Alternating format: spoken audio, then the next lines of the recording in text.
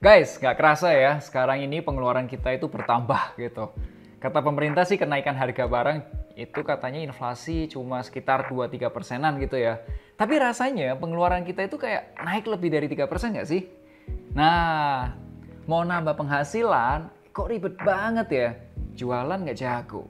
Mau investasi modalnya kecil. Ya, harus gimana dong? Yuk, kita bahas di video kali ini. Halo guys, jumpa lagi bersama Melvin. Kali ini aku mau cerita cara menambah pemasukan yang bisa dilakukan oleh anak muda.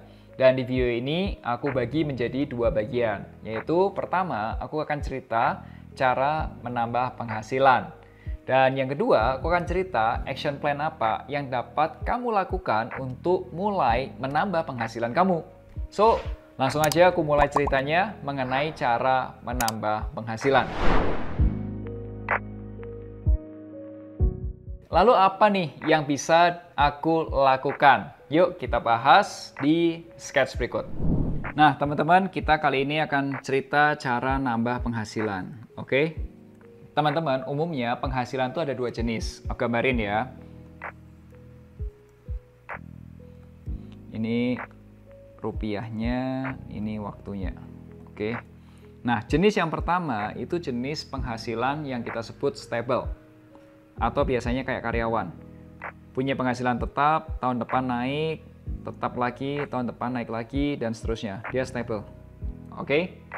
Dan yang kedua, ada juga yang jenisnya seperti pemilik bisnis atau seperti seorang freelance yang naik turun. Kadang naik, kadang turun, naik, turun, naik, turun, naik, turun, naik. Dan kita sebutnya ini jenisnya adalah spike. Kalau sekarang ini kamu adalah seorang karyawan yang income-nya stable, kalau kamu mau nambah penghasilan, saranku cari yang spike. Dan kalau kamu sekarang ini adalah seorang pebisnis, freelance, yang penghasilannya naik turun gitu, yang tadinya spike, kamu cari penghasilan yang sekarang ini adalah stable. Oke? Jadi itu dua hal yang berbeda. Tujuannya apa? Menyeimbangkan. Yes, kalau yang karyawan kamu perlu naik turunnya biar dapat tambahannya yang lumayan bagus tiap bulannya. Nah, kalau kamu yang seorang pebisnis atau seorang freelance yang penghasilannya udah naik turun, kamu stabilin gitu. Oke? Nah, itu cara pertama. Yang kedua yang aku mau bahas adalah 3 cara menambah penghasilan. Kita mulai dulu dengan beberapa jenis income. Jadi aku bagi dulu secara besar gambarannya, ada yang namanya active income. Active income ini apa sih? Active income ini artinya kamu kerja, nukerin waktu, tenaga, pikiran, dan kadang-kadang perasaan untuk mendapatkan pemasukan. Contohnya apa? Contohnya kamu kerja dan terima gaji, bonus, tunjangan, lembur, itu namanya earn income. Termasuk kamu kerja mendapatkan komisi, itu earn income. Ya. Yang kedua itu namanya profit income. Kenapa disebut profit income? Karena kita berdagang. Teman-teman tahu ya istilah dagang ya. Artinya kamu bisa beli di harga lebih murah, kamu jual. Kayak pedagang makanan, pedagang baju, pedagang apapun lah. Termasuk yang aku lakukan yaitu dagang emas. Kalau kamu pengen tahu dagang emas, klik aja video yang ini. Ya. Dan yang terakhir itu adalah proyekan atau disebutnya biasanya residual income. Misal nih, ada UMKM yang lagi buka rumah makan baru, terus kamu proyekkan foto foto menu makanan, kode bikin menunya atau mungkin bikin tampilan bungkusnya dan lain sebagainya, itu proyekkan. Termasuk juga orang-orang yang beli tanah, kemudian dibangun, kemudian jual bangunannya, itu juga residual income. Sampai sini masih ngikutin ya. Nah yang kedua itu ada yang namanya investment income, kita tulis ya.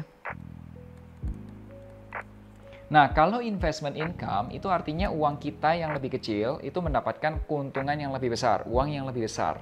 Jadi, kalau investment income itu bukan lagi kita yang kerja, tapi yang kerja adalah uangnya kita. Nah, caranya uang kita bekerja itu ada yang namanya capital gain.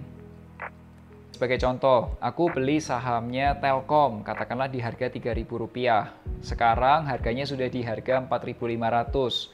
Berarti uangku sudah tumbuh 50%-an. Lumayan kan? Nah, yang kedua ada yang namanya dividen.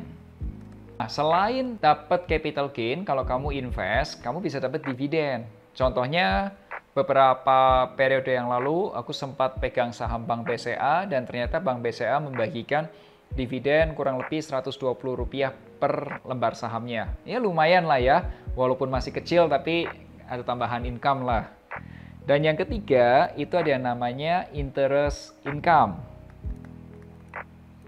Interest income ini contohnya kalau kamu ada deposito, atau kamu beli surat berharga negara Indonesia, atau kamu punya peer-to-peer lending, itu semua interest income. Nah, yang ketiga ada yang namanya passive income. Kalau passive income itu yang bekerja bukan lagi kitanya, bukan lagi uangnya kita, tapi yang bekerja adalah asetnya kita. Nah, asetnya itu bisa bekerja dengan cara apa, Vin? Nih, yang pertama, misal kamu punya rumah, rumahnya disewain, dikontrakin, dijadiin rumah kos, itu namanya rental income.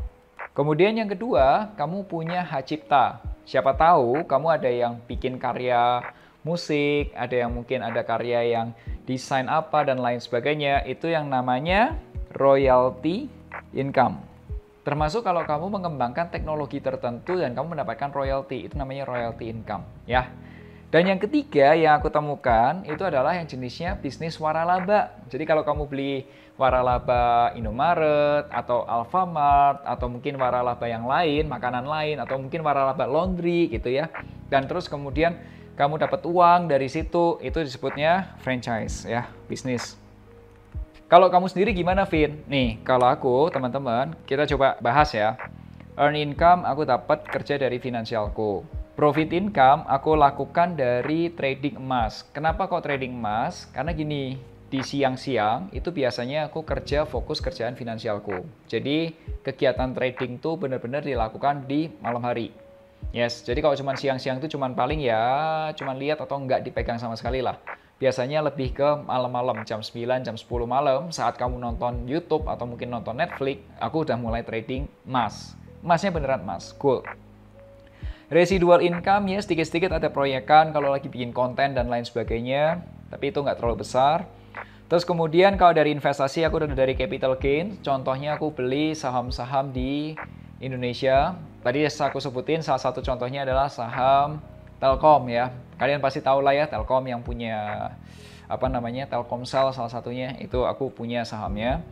Kemudian kalau dari dividen tadi aku juga cerita ada dividen juga salah satunya dari Bank BCA yang kasih dividen. Terima kasih BCA.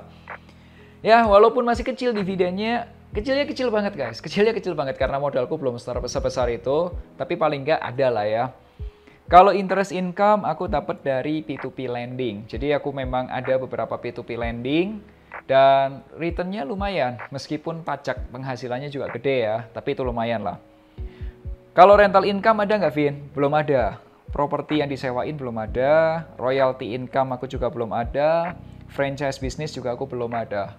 Aku berharap dalam waktu dekat ini, mungkin sekitar 2 tahun, 3 tahun ke depan sudah bisa punya franchise bisnis pertama. Mungkin bukan 100% kepemilikanku, tapi ramean mungkin dikeroyok sama teman-teman bisa punya franchise pertama. Oke, itu tadi adalah jenis-jenis income dan kamu sudah kebayang gimana cara menambah pemasukan kamu. Gimana? Sudah mulai tercerahkan? Nah, sekarang kamu petakan dulu di mana kekuatan kamu. Misal, kamu mau nambah pemasukan aktif. Maka, kamu cari tahu dong apa yang harus dilakukan. Misal, kalau kamu mau nambah pemasukan investasi, maka apa saja yang harus dilakukan? Anyway, aku sudah ada 2 video cerita tentang nambah modal investasi dan cara kerja investasi. Kamu bisa lihat deh cara kerjanya gitu. Dan semuanya itu sudah aku bahas di sebuah ebook ya, judulnya Income Breakthrough dan kamu bisa download secara gratis.